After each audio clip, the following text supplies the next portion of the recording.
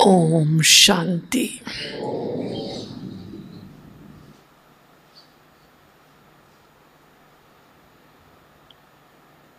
बाबा के घर में तपस्या भूमि वरदान भूमि में आप सब विशेष आत्माओं को यहाँ आने का चांस मिला है। भाग्य विधाता बाबा के आप सब कितने भाग्यवान बच्चे हैं। महसूस करते हैं भाग्यवान है? कौन कौन भाग्यवान है? सब भाग्यवान है। तो आप अपने भाग्य पे ताली तो बजा लो, कितने भाग्यवान हो।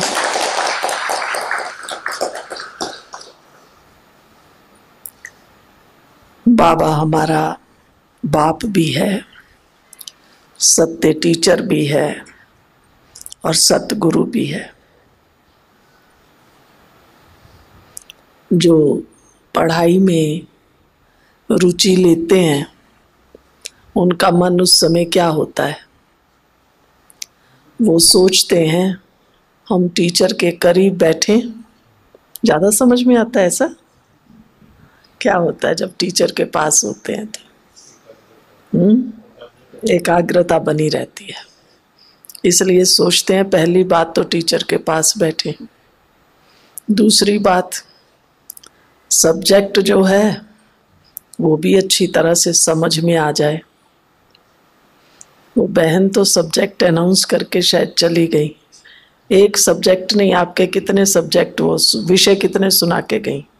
पहला एक रस, दूसरा अचल अढोल, तीसरा माना 3 लेसन आपको पढ़ने हैं। 3 लेसन, वो फिर बाद में। पहले तो है आधार मुहूर्त, उदाहरण मुहूर्त तो एक हो गया, 4 लेसन और फिर उसके बाद ब्रेक और उसके बाद फिर सेल्फ रियलाइजेशन कि अब हम इन चारों ही सब्जेक्ट में कहाँ तक पास हुए हैं। तो भाई आप देख लीजिए आपको कितना अलर्ट होके बैठना पड़ेगा। तबीयत सबकी ठीक है? कोई है थोड़ा ढीला ढाला तो जरा हाथ उठाओ। जिसकी तबीयत ठीक ना हो, सब ठीक, मौज में। शुरू करें। मस्त छे तो ईश्वरीय ज्ञान का जो विषय है यही मनुष्य के जीवन को ऊंचा बनाने वाला है। बहुत से भक्त जो बहुत अच्छे भक्त हैं वो कई बार ये कहते हैं, एक युगल है बहुत अच्छे, माना समाज में भी अच्छे माने हुए, उनको हम कभी कहते हैं आप आओ बाबा के घर में। ज्ञान उनको अच्छा लगता है, बाबा का घर अच्छा लगता है, बहनों का जीवन अच्छा लगता है, लेकिन वो भाई कहता है बहन जी मैं ज्ञानी कभी नहीं बनूंगा। क्यों भाई? ज्ञान के लिए लोग तरसते हैं, वो कहता है मैं ज्ञानी नहीं बनूंगा, क्योंकि ज्ञानी को अहंकार आ जाता है और भक्त निर्माण चित्त रहता है। दास भाव है ना भक्ति में तो। लेकिन बाबा क्या करते हैं? बाबा हम बच्चों के जीवन में दोनों ही बातें भरते हैं। हमारे यहाँ अंधश्रद्धा तो नहीं, लेकिन श्रद्धा जरूर है। अगर हमारी बाबा में, बाबा के ज्ञान में श्रद्धा नहीं, वो डिवोशन नहीं है, भाव नहीं है, फिर हम सूखे ज्ञानी बन जाते हैं, हमें अभिमान आता है, फिर कदम कदम पर हमारा टकराव होता है। बनना है एक रस, एक रस माना, दाल और सब्जी, माताएं बहनें अनुभव है ना, रस वाली दाल सब्जी बनाना तो आसान है। अगर वो आपस में मिली हुई ना हो, दाल का दाना अलग और पानी अलग, चाहे गुजराती बहुत पतली सी दाल बनाते हैं तो भी अलग अलग तो नहीं ना, मिक्स होना चाहिए। सब्जी भी कैसी होनी चाहिए, चाहे आलू रस वाला हो, मिक्स होना चाहिए। अगर मिक्स अप नहीं होता है तो चाहे टेस्टी होगा, मिर्च मसाला ठीक पड़ा है, लेकिन शक्ल देख के कहेंगे ये कैसा बना है भाई, मैं तो ऐसी दाल नहीं खाती, मैं तो ऐसा आलू की सब्जी नहीं खाती। तो एक रस क्या चाहिए, एक रस हम बाबा के बच्चों की मनोस्थिति चाहिए। बाहर से तो हम एक रस हो जाते हैं, मधुबन में आए हैं, सबका एक ही लक्ष्य है, तपस्या करनी है, एक ही तपस्या के लिए आए हैं, तो सब ने देखो वाइट अपने कपड़े पहन लिए, अपने अपने स्थान पे तो वैरायटी पहनते होंगे, है ना, क्लास में आएंगे तो वाइट पहन के आएंगे। तो ये बाहर से तो हम सब कुछ अपना लेते हैं, लेकिन हमारे अंदर का क्या हाल है। मैं अंदर में एक रस हूं, किसी ने कुछ कह दिया, मेरे को इतना अच्छा नहीं लगा, चलो अच्छा नहीं लगा यहां तक भी कोई बात नहीं, फिर मैंने दूसरे को जाके सुनाया, इसने, बहन ने, भाई ने मुझे ऐसा कहा, देखो ऐसा कहना चाहिए, इतना भी समझ नहीं है, बाबा के बच्चे हैं। अब मैंने क्या किया, पहले मेरे अंदर थोड़ा सा कुछ इन्फेक्शन हुआ, अब दूसरे को भी लगाया, फिर वो दूसरा भी जाके 2-3 को लगाएगा। अभी मेरा तो प्रोग्राम पता ही नहीं है कितनों को इन्फेक्शन लगाने का है, तो कहेंगे एक रस।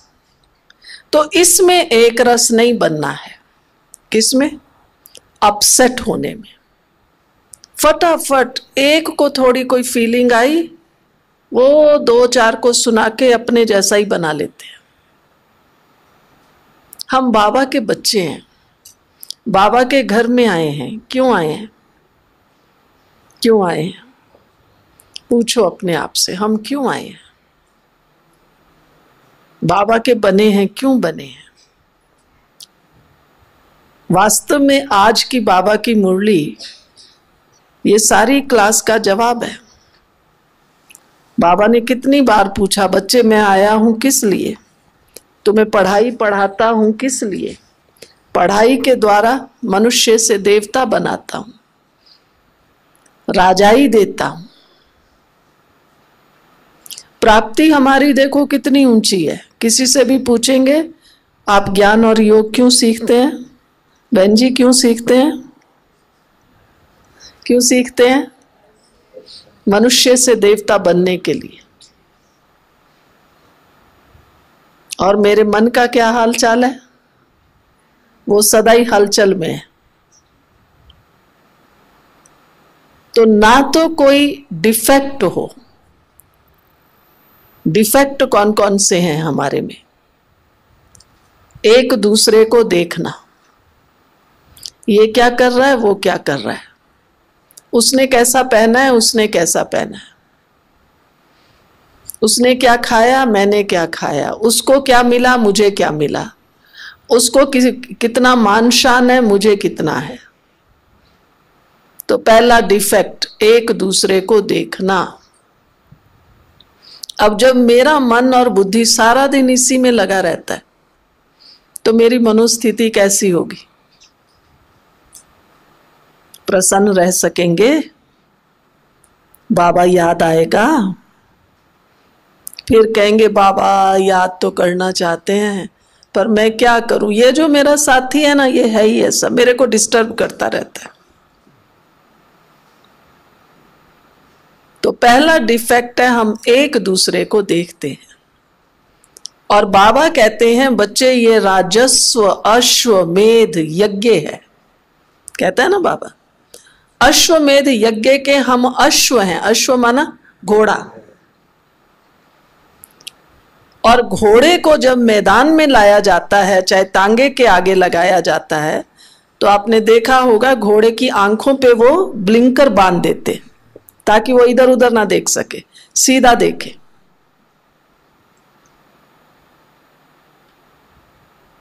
मैंने भी ज्ञान योग के ब्लिंकर्स लगाए हैं। मुझे किसी को नहीं देखना है कोई क्या कर रहा है, करने दो। देखना है तो किसको देखना है? किसको देखना है? एक दूसरे को। ये बहन जी, ये भाई जी, बाप दादा। मुझे हर घड़ी बाबा को देखना है। दूसरा डिफेक्ट हमारा कौन सा है? एक तो डिफेक्ट हम एक दूसरे को देखते हैं, दूसरा डिफेक्ट परचिंतन। तेरी मेरी करने में भी हमें बहुत अच्छा लगता है।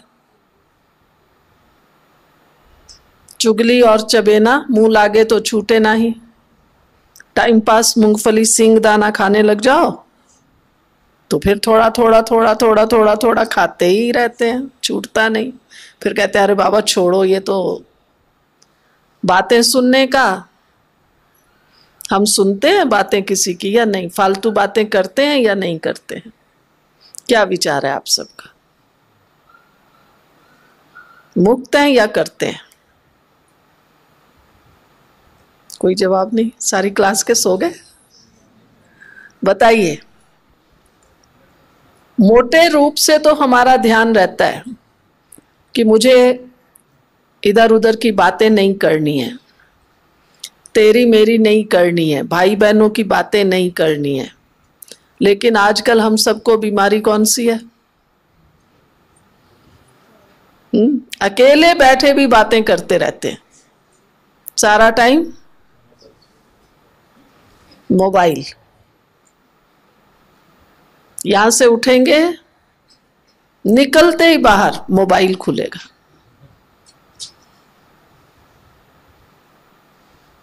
कितना भी कहेंगे मौन में रहना है, प्रोग्राम देने से हम मौन में नहीं रह सकते। जब तक मेरे अंदर में ये रियलाइज ना हो, ये वैराग्य ना आए, मुझे अपनी मनोस्थिति एक रस रखनी है। आप कहेंगे मेरे घर में ना बूढ़े माँ बाप हैं, या मैं अपने बच्चे को अकेला छोड़ के आई हूं, फोन किया।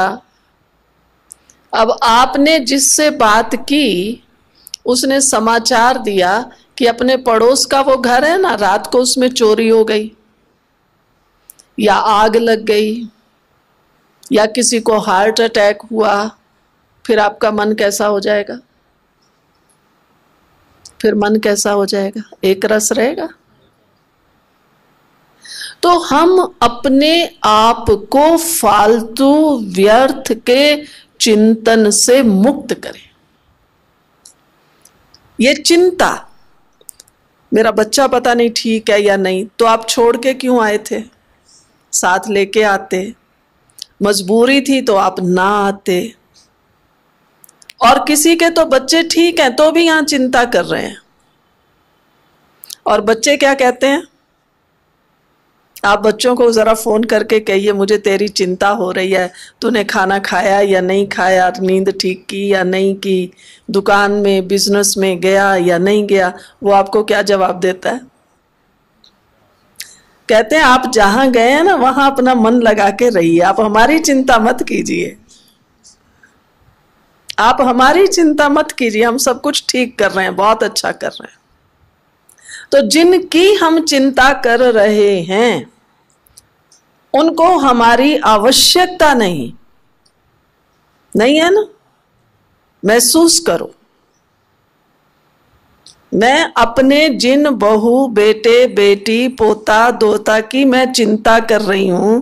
मैं घर से निकली ना, मेरे पोते को थोड़ा थोड़ा हल्का हल्का बुखार था। वो फोन करके पूछ रही है बहू से, अभी ठीक है? वो कहती है माँ तू जहां गई है ना वहां अपना योग लगा। वो हमारा गुरु बन जाती है। यहां सब ठीक है, बच्चे भी ठीक हैं, आप निश्चिंत रहना। तो बताइए, चिंता करें? माताएं जो पीछे सब बैठे हो, करें चिंता? करें करें। एक रस स्थिति के लिए एक के चिंतन में रहना है।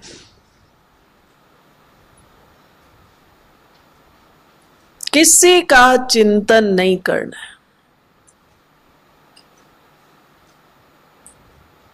कहा गया है सिमर सिमर सुख पाओ। आज भी था ना, स्लोगन में था शायद, सिमरण करो। सिमरण माना माला लेके बाबा बाबा बाबा नहीं करना है। जैसे भक्ति में राम राम राम, ओम नमो शिवाय ओम नमो शिवाय, वो नहीं करना।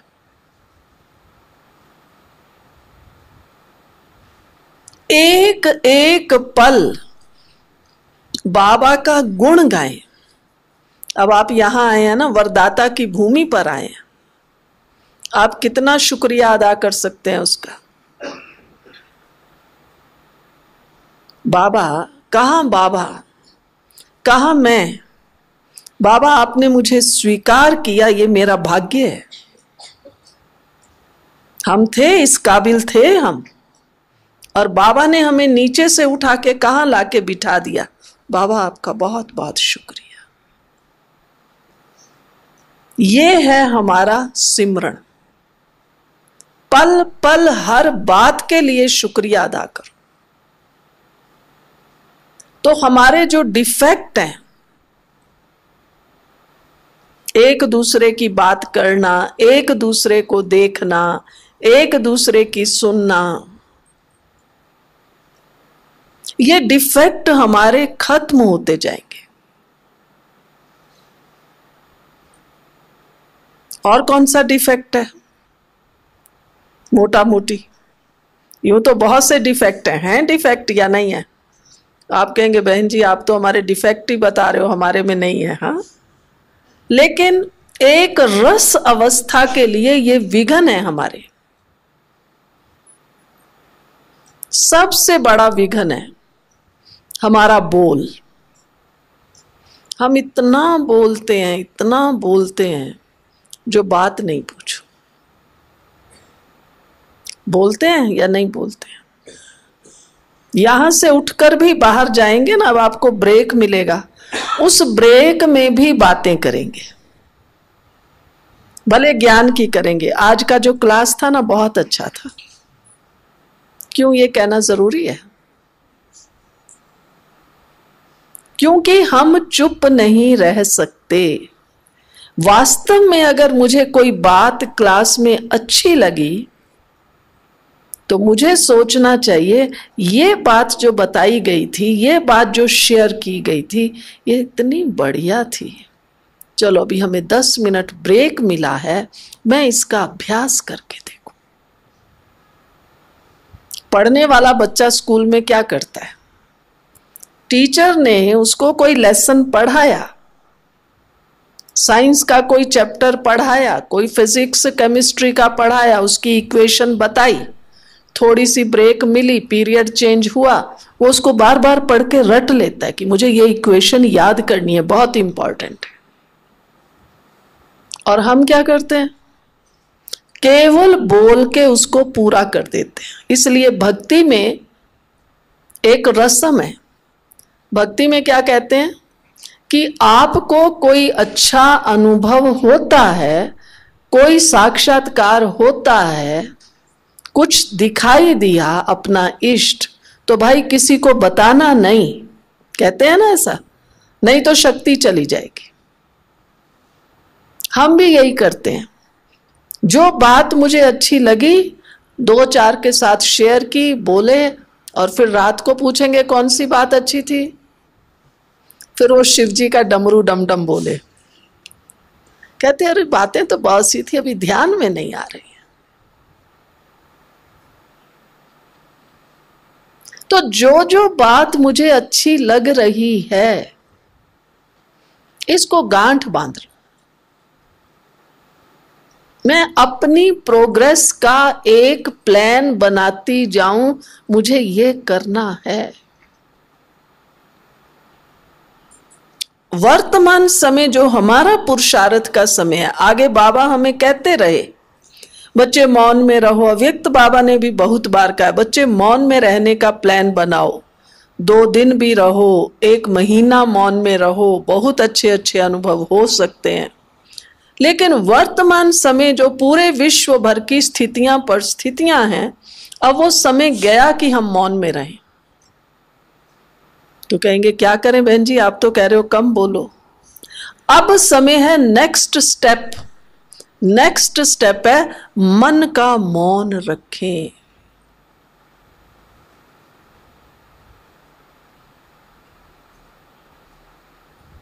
मन का मौन समझा? मान लो मैं स्वयं को ही देख रही हूं, मेरे में आलस बहुत है। अब मैं बाबा के आगे बैठी हूं और मैं कह रही हूं बाबा आप कितना हमें अच्छा बनाते हैं, हमें आगे बढ़ाना चाहते हैं, लेकिन मेरा आलस ही मेरे लिए विघन है। मुझे तो सारा समय आलस रहता है, मैं खाना भी कम खाती हूं तो भी आलस आता है। बाबा मेरे आलस को भगा दो। इसको आप क्या कहेंगे? योग? ये योग है? ये तो योग किससे लग रहा है? किससे लगा? क्या बढ़ेगा? मुझे आलस को भगाना है तो मेरा चिंतन कौन सा चाहिए? इसको कहेंगे मन का मौन कहेंगे। मेरे अंदर तो बहुत हलचल है, मेरे अंदर आलस है, बाबा सब गुण हैं, मुझे सब एप्रिशिएट करते हैं, लेकिन मेरा ये जो अवगुण है ये मुझे ही मालूम है, ये मुझे पीछे खींचता है। रियलाइजेशन राइट है, मिटाना भी चाहती हूं, पर सारा समय वही वर्णन। तो अब मुझे कौन सा वर्णन करना होगा? बाबा आप हमें देवता बनाने आए हैं, मुझे देवता बनना है। देवताओं को देखो कितने अलर्ट हैं। कभी देवताओं को सोया हुआ देखा किसी ने? है कोई चित्र किसी देवता का सोए हुए? वो विष्णु जी का दिखाते हैं शेष शैया पर, लेकिन वो सोया हुआ नहीं है। उसकी जो मुद्रा है उसको ध्यान से देखेंगे। और लक्ष्मी जी ने भी पूछा कि भगवान आप इस समय क्या कर रहे हैं? तो उसने कहा मैं अपना मनन चिंतन कर रहा हूं, विचार सागर मंथन कर रहा हूं। किसी भी देवी देवता को आप देख लीजिए, या तो वो रास कर रहे हैं, या कोई एक्टिविटी कर रहे हैं, या वरदान दे रहे हैं। बाबा आप मुझे भी तो देवता बनाने आए हैं, मैं कौन सा देवता हूं? मैं कौन सा देवता हूं? चलो आज मैं सारा दिन सबको वरदान दूं, और वरदान देने के लिए बेशक खड़े होके अपने को योग कराओ। बस थोड़ी देर मैं खड़ी होके योग करूं ताकि मुझे आलस ना आए, थोड़ी देर बैठ के योग करूं, थोड़ी देर अभ्यास करूं। मैं विश्व को साकाश दे रही। साकार में बाबा थे। दादी जानकी जी सुनाते हैं कि एक बार अचानक दादी बाबा के कमरे में गई और बाबा कैसे खड़े थे? विष्णु चतुर्भुज की तरह। तो बाबा ने कहा देखो बच्ची मैं अब ये बनने वाला। दिखाते हैं ना विष्णु चतुर्भुज को, एक हाथ में क्या है? शंख, वो स्वदर्शन है, और इधर कमल। तो ऐसे बाबा खड़ा है। तो बाबा ये अभ्यास करते थे ताकि वो नशा चढ़े। तो एक रस स्थिति ऐसी चीज नहीं है जो हम जाएं और कहीं से खरीद के ले आएं, या लिटरेचर स्टॉल पे जाएं और लेके आएं। एक रस स्थिति माना पहले मेरा चिंतन कैसा हो? एक रस हो। जो बाबा ने कहा बच्चे स्वमान में स्थित रहो, इसका मतलब क्या है? ऐसे नहीं सवेरे सवेरे आज मैंने स्वमान ले लिया, मैं बाबा के आगे बैठी, मुझे संकल्प आया बाबा आप मुझे होली हंस बनाते हो, मैं एकदम पवित्र हूँ, हंस हूँ, मोती चुगने वाला हूँ, सबके गुण देखने वाला हूँ, बस बाबा के साथ हूँ। हंस माना जो क्या करता है, हाँ, मोती चुगता है। मैंने 10-15 मिनट, आधा घंटा ये मनन चिंतन भी किया, फिर 100 बार लिख भी लिया, मैं होली हंस हूँ, होली हंस हूँ, होली हंस हूँ, लिखा भी, पुरुषार्थ बहुत अच्छा किया। और फिर सारा दिन क्या हुआ, हंस रही या बगुला भी बनती रही थोड़ा थोड़ा।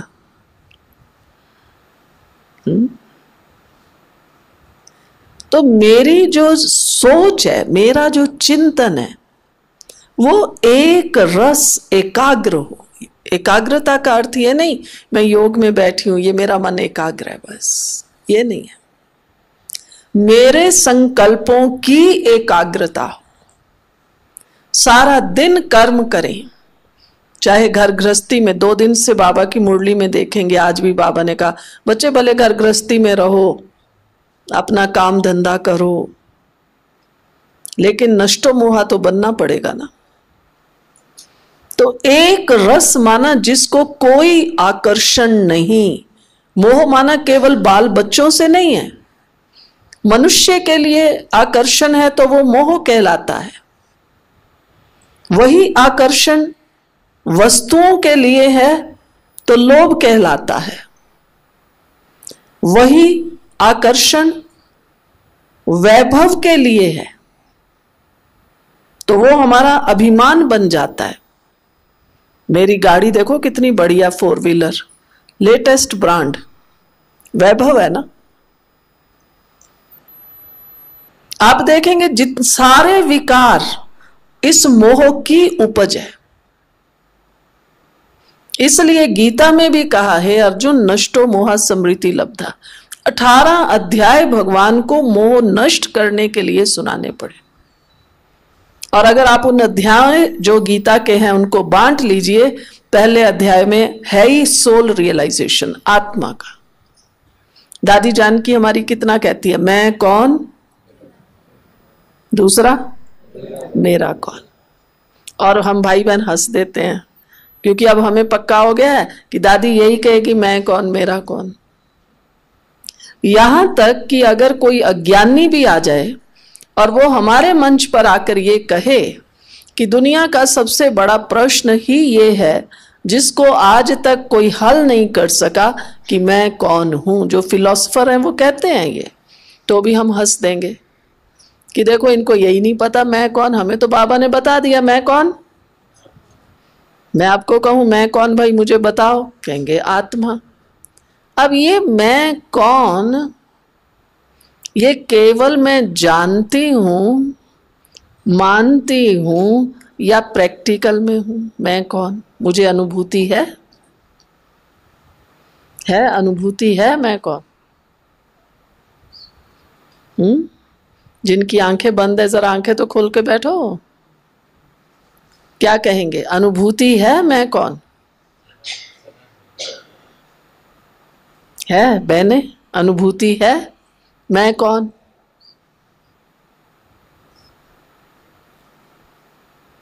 आप अभी करके देखिए, थोड़ा सा सीधा होके बैठो, सब सीधा होके बैठो जरा 1 सेकंड।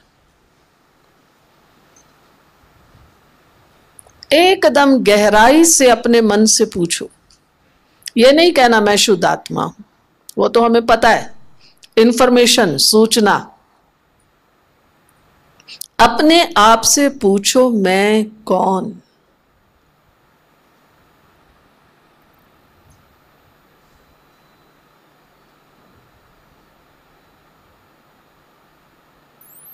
मैं शुद्ध आत्मा, पवित्र आत्मा।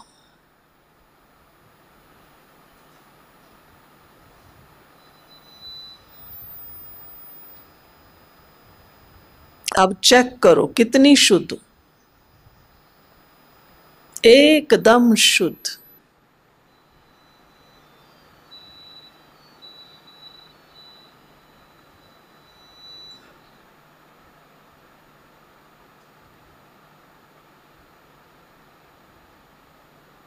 बस यही संकल्प है, मैं शुद्ध आत्मा।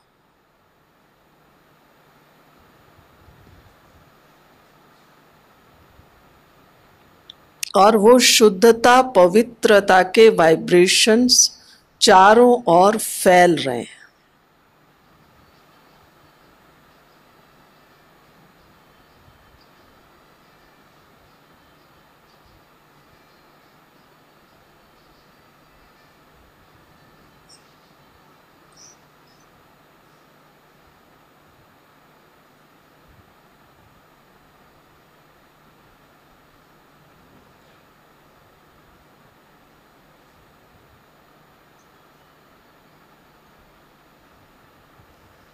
हुआ महसूस, मैं शुद्ध आत्मा हूं। क्या महसूस होता है बताइए, आप में से कोई भी बताए आपको क्या महसूस होता है?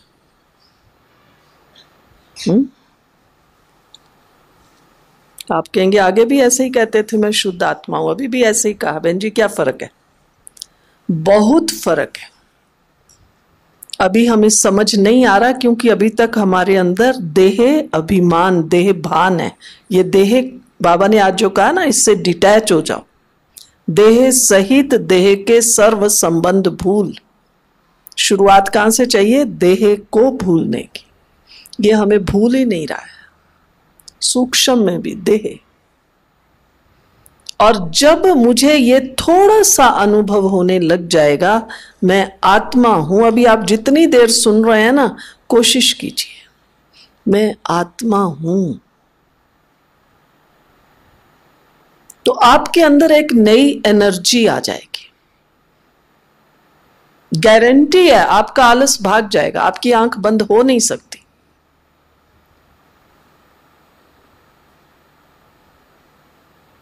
मैं आत्मा हूं। कहां हूं आत्मा? कहां है? कहां है? वो देखो छोटा सा बच्चा भी कह रहा है यहां। मतलब मेरा पूरी कॉन्शियसनेस यहां आनी चाहिए, मैं आत्मा। ऐसे नहीं मैं आत्मा हूं आंखों से देख रही हूं, ये तो डाइवर्शन हो गया। कानों से सुन रही हूं, डाइवर्शन। मैं आत्मा भ्रिकुटी में विराजमान। सुई में धागा तो सबने डाला होगा कभी ना कभी, भाइयों ने भी डाला होगा। कैसे डालते हो? कैसे डालते हो? एकदम आप देखो ऐसे ना, एक आंखें यूं, जिसको नहीं दिखाई देगा वो यूं कर लेगा, थोड़ा करता है, नहीं करता। पूरा ध्यान ऐसे, पूरा ध्यान। पुनः अपना ध्यान यहां लाइए, मैं आत्मा यहां हूं। अलर्ट होके बैठो और फिर अपना ध्यान लाइए, मैं मस्तक में विराजमान आत्मा हूं।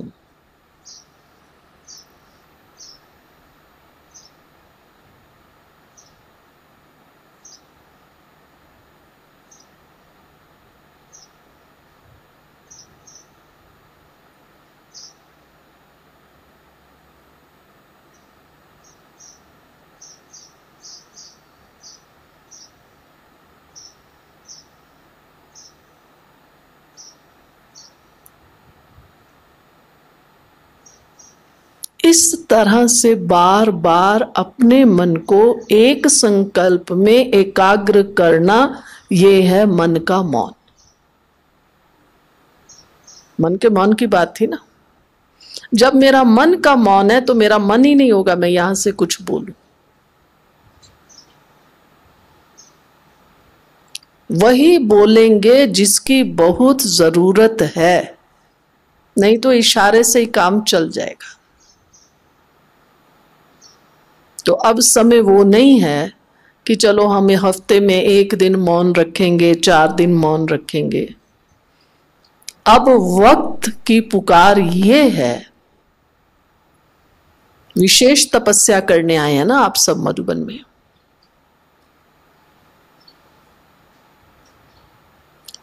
ये तपस्या यहां से अनुभव करके शक्ति भर के जाना कि बस अब से, आज से मेरा मन का मौन। चलते फिरते मैं शुद्ध आत्मा। हमारी मम्मा थी ना, चलती थी, हम छोटे छोटे थे, देखते थे मम्मा जा रही, कैसे जा रही है। मम्मा कभी भी जाते हुए इधर इधर इधर ऐसे नहीं देखती थी। हम तो चलते हैं ना, वो चार को दे, कोई उधर जा रहा है, अरे ओम शांति, कोई बहुत दूर है तो मम्मा एकदम सीधा अपनी मस्ती में मस्त जाती थी।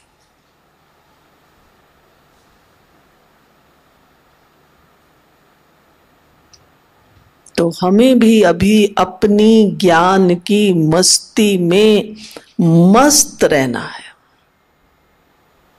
अगर मैं कहूंगी ना आप छोड़िए इस मोबाइल को और क्या है, व्हाट्सएप है और ये मैसेज है, तो आप कहेंगे ये पता नहीं बहन जी, ये तो हाइपोथेटिकल है। ठीक है, बहन जी ने कह दिया, ये छूट थोड़ी सकता है। लेकिन मैं आपसे ये नहीं कहूंगी आप मोबाइल छोड़िए, लेकिन मैं ये कहूंगी आपको कि आपको क्या करना है, अभी ज्ञान की मस्ती में मस्त रहो। बस हर घड़ी किसको देखना है? बाबा को देखना भी अभी तक मुश्किल लगता है। फिर पूछते हैं बहन जी बाबा को मधुबन में देखें, परमधाम में देखें, सूक्ष्म वतन में देखें। किसी को मत देखो, अपने को देखो पहले। मैं शुद्ध आत्मा हूं। पहले खुद को तो देखें, हमने खुद को ही नहीं देखा है। तो एक रस स्थिति के लिए ये अपने सारे डिफेक्ट हमें दूर करने हैं। हमारे मन का चिंतन कैसा हो, हमारी दृष्टि कैसे हो। कब तक हम कहते रहेंगे दृष्टि वृत्ति शुद्ध हो, शुद्ध हो, शुद्ध हो? आखिर ये शुद्ध कब बनेगी? और जो ये हमारे डिफेक्ट हैं, डिफेक्ट तो हमें मोटे मोटे दिखाई देते हैं। जैसे मैंने कहा, मानो मेरे में आलस है, क्रोध आता है, निंदा चुगली सुनने का स्वभाव है, ये तो मोटा मोटा हमारे डिफेक्ट दिखाई देते हैं। बाबा कहते हैं डिफेक्ट और इफेक्ट दोनों से परे, इफेक्ट प्रूफ। इफेक्ट प्रूफ कैसे बनेंगे? इफेक्ट कहां आता है? इफेक्ट कहां आता है? इफेक्ट कहां आता है? फीलिंग्स। हमारी जो भावनाएं हैं, आपने कुछ कह दिया, मुझे केवल बुरा नहीं लगा, बुरा लगा था तो मैंने, वो पहली स्थिति थी, देखो मुझे ऐसा कह दिया, ऐसे थोड़ी कहना चाहिए। लेकिन जिसको हम कहते हैं ना, इसने ऐसा बोला ना, मेरे को, मैं अंदर में हर्ट हो गई। ये जो हर्ट हो रहे हैं, ये है इफेक्ट। मेरी फीलिंग्स हर्ट हो रही है। और वो व्यक्ति फिर आकर के चाहे मुझे कहेगा सॉरी, मेरा ये भाव नहीं था, मैंने तो हंसी में कहा था, मैंने तो आपको वैसे ही कहा था, प्लीज मुझे माफ कर दो, पर मैं इतना हर्ट हो गई हूं। मैं उसको कहती हूं नहीं नहीं अभी रहने दो, मैं समझ गई आप क्या है। इतना हर्ट अंदर हो गया। हर्ट हम केवल बातों से नहीं हो रहे हैं। कोई दृश्य ऐसा देख लिया, सड़क पर जा रहे हैं, किसी का एक्सीडेंट देख लिया, अब मेरी फीलिंग सारी अपसेट। कई बार होता है, कई हॉस्पिटल में जाके आते हैं, कहते आज वहां एक पेशेंट देखा, उस बेचारे का एक्सीडेंट हुआ था, खून बह रहा था, अभी तो खाने को मन नहीं हो रहा। होता है कई बार, ऐसा नहीं होता है। हम कहां तक इफेक्टेड हो रहे हैं बाहर के वातावरण से, बाहर की घटनाओं से, दूसरों के बिहेवियर से, ये हमारे पर इफेक्ट आ रहा है। अपना ही रियल भाई बहन है, उसने ही कुछ लेन देन में ऊपर नीचे कर दिया, बस बात नहीं पूछो। मुझे भूला तो भूला कैसे? रो रो के बुरा हाल हो रहा है।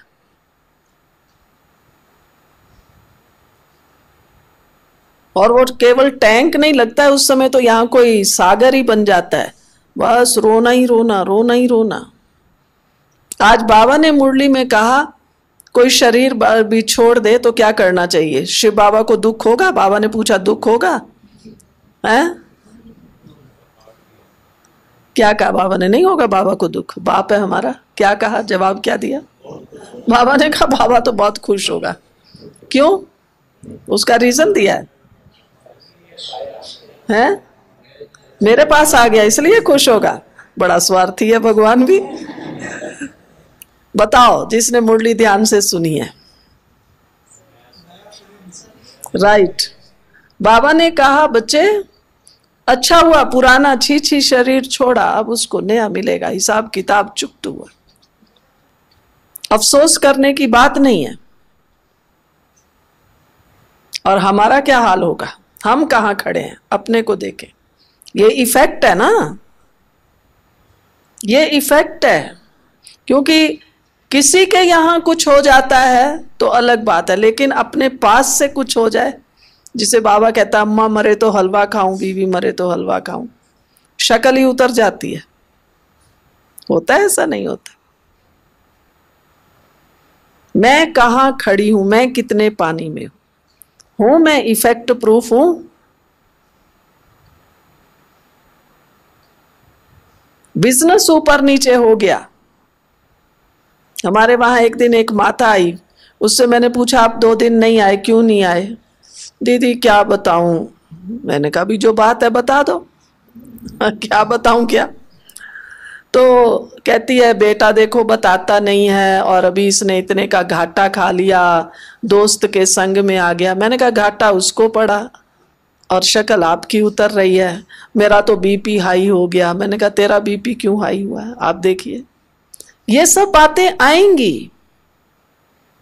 आपका बिजनेस ठीक चल रहा है, उसका अपना ठीक चल रहा है, बेटे का दूसरा है। अब बेटे के बिजनेस में ऊपर नीचे हुआ और मां का बीपी हाई हो गया। राइट है? राइट है। आप सब गृहस्थी बैठे हो ना, क्योंकि आप सबकी प्रॉब्लम्स यही हैं। और इन सब बातों में फिर आते हुए मुझे एक रस रहना है। आपको रहना है एक रस, या आप कहेंगे नहीं ये जो समर्पित बहने हैं इनको एक रस रहना है? ये विषय हमारे लिए है या आपके लिए भी है?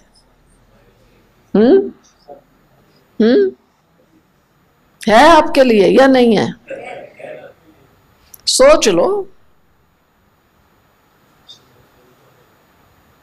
नोटबंदी हो गया, डिमोनेटाइजेशन हो गया। अब वो क्या कहते हैं उसमें, एटीएम में पैसा नहीं निकल रहा है। अब आएगा इफेक्ट हमारे पर। वो ही चर्चा हम आपस में करते रहेंगे, ऐसा हो रहा है वैसा हो रहा है, ये गलत। Effect proof. मम्मा ने शरीर छोड़ा था, मनोहर दादी करनाल में रहती थी, उस समय नहीं पहुंच पाई, बाद में पहुंची बाबा के पास। बाबा साकार में थे और बाबा को पास आकर मनोहर दादी ने कहा बाबा मम्मा ने शरीर छोड़ दिया। तो बस अभी बोला ही एक शब्द मम्मा ने बाबा ने कहा तू परचानी करने आई हो? परचानी माना मरने के बाद अफसोस करने जाते हैं ना कोई। बाबा ने कहा परचानी करने आई हो? मनोहर दादी ने जब आकर हम सब लोगों को सुनाया कि बाबा की अवस्था तो एकदम देखो, नहीं तो बाबा का तो साकार में तो राइट हैंड मम्मा थी ना, और मम्मा ने सारे यज्ञ को संभाला हुआ था। बाबा कई बार कहते थे ये मम्मा के भक्त हैं,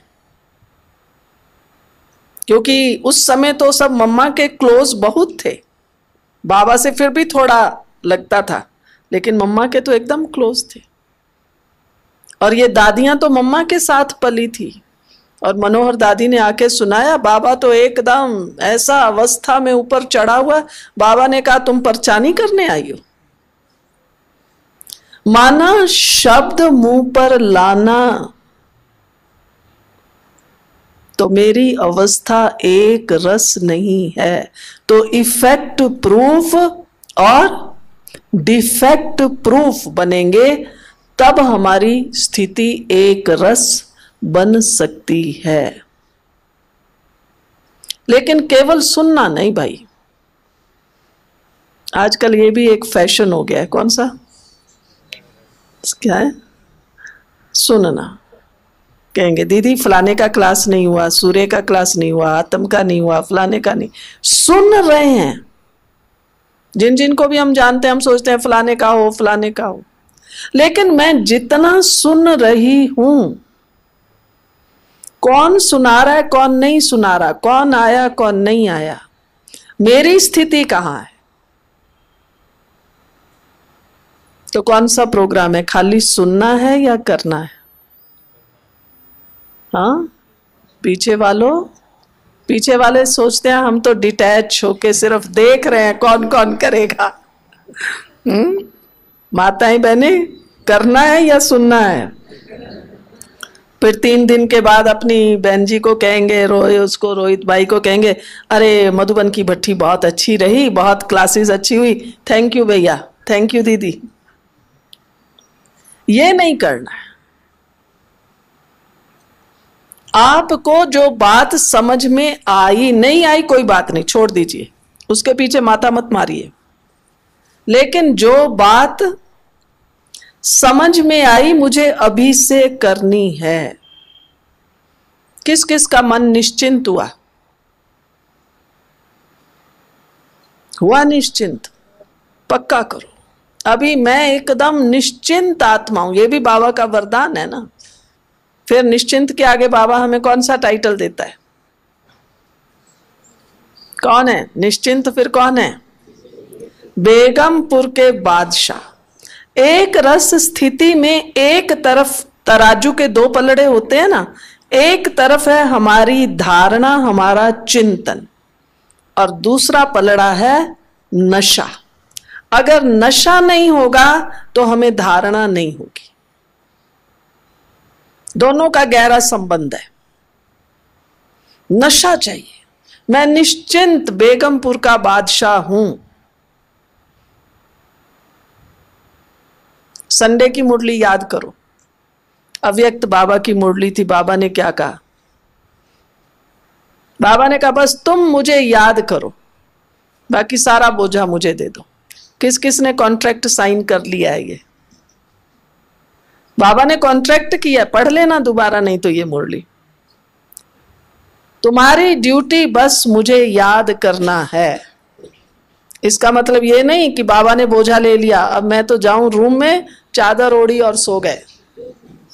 ये कॉन्ट्रैक्ट साइन नहीं हुआ है। बस तुम्हारी ड्यूटी, बाबा ने यही कहा, उसमें शब्द यही यूज किया, तुम्हारी ड्यूटी बस मुझे याद करना है, बाकी सारा काम मैं करूंगा।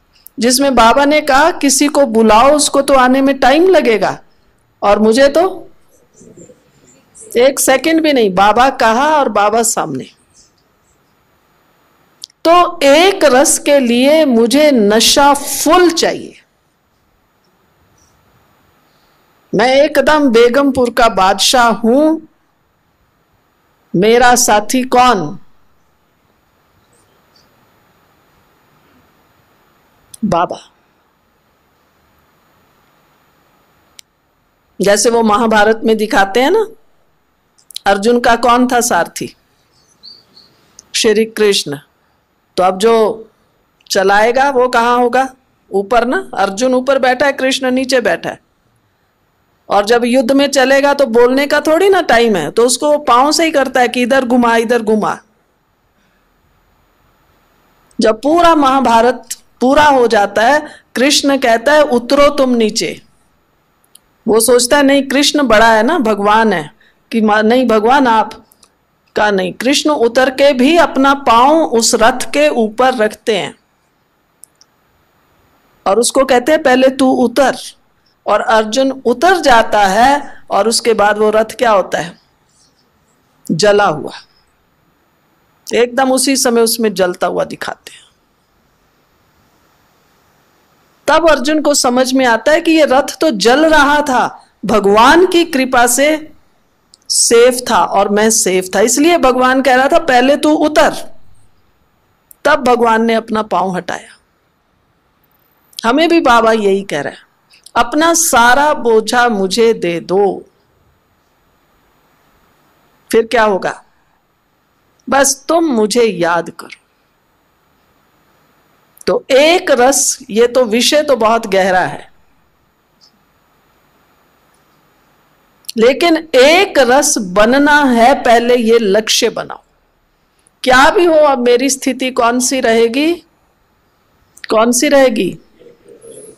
हाँ भाई, निद्रा की स्थिति नहीं चाहिए, थोड़े एक्टिव हो जाओ। एक रस स्थिति।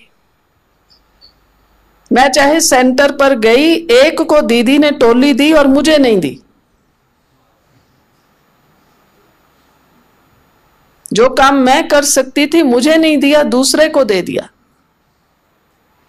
परिवार में गए, मां बाप का, भाई बहन का, चाचा मामा का, पति पत्नी का व्यवहार किसी का भी थोड़ा सा मेरे से उल्टा हुआ, दादी जानकी कहती है लेट गो, बहुत अच्छा है, मुझे किसी ने नहीं पूछा। आएगी ना, अगस्त में राखी आएगी, बहनें जाएंगी भाई को राखी बांधने। अब भाई ने उसको थोड़ा कुछ हल्का दे दिया, कहेगी मेरी भाभी आई है ना जब से, तब से मेरा भाई मुझे कम देता है, नहीं तो मेरा भाई बहुत अच्छा है। अरे नहीं दिया, बहुत अच्छा, उसको कहो शुक्रिया, हमारा लेन देन का हिसाब पूरा हुआ, अब तो हमें हिसाब किताब चुकतू करके ऊपर चलना है। इतनी खुशी है, इतना नशा है। अपने को फुल नशा चढ़ा के रखो, मेरे साथ मेरा साथी बाबा है, तब हमारी स्थिति अचल अडोल रहेगी। नहीं तो डामाडोल, आज खुश कल नहीं। फिर हमारे साथी पूछ रहे हैं भाई क्या बात है, आज तुम्हारी शक्ल थोड़ी उतरी हुई लग रही है, तबीयत तो ठीक है ना?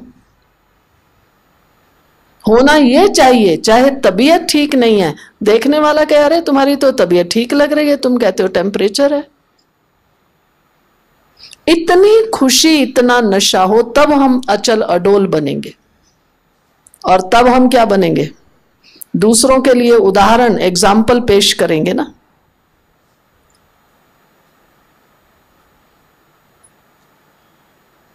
तो एक रस स्थिति बना के यहां से जाना है, यही अभी मुझे मनन चिंतन करना है, यही वरदान बाबा से लेना है।